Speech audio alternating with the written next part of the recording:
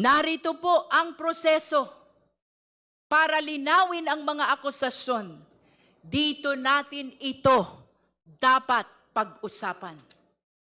Let us not forget that what is truly supreme is the Constitution. Malinaw ang sinasabi ng Konstitusyon. The House of Representatives has the exclusive power to initiate impeachment and the authority to determine its own rules. Hindi ito imbento.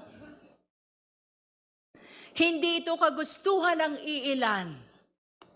Ito ay mandato ng konstitusyon. Now, the Vice President says, the petition in the Supreme Court is not meant to avoid the process, but to seek clarity. But if it is clarity that it is sought, bakit hindi dito? Dito ang clarificatory hearing. Dito dapat magpaliwanag. Kung handang humarap, dapat dito humarap. Matagal na nating naririnig.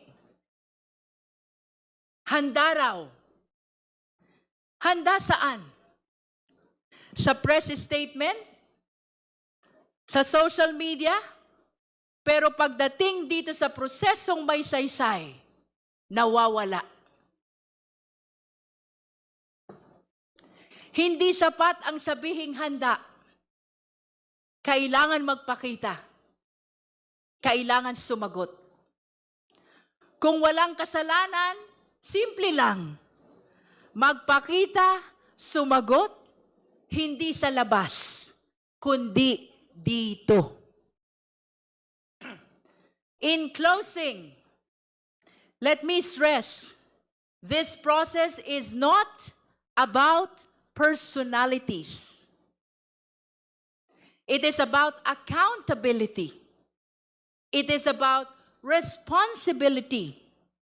Ito ay paninindigan para sa katotohanan.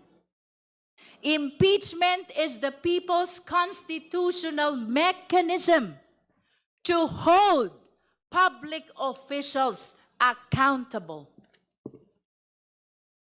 Tandaan natin, ito ay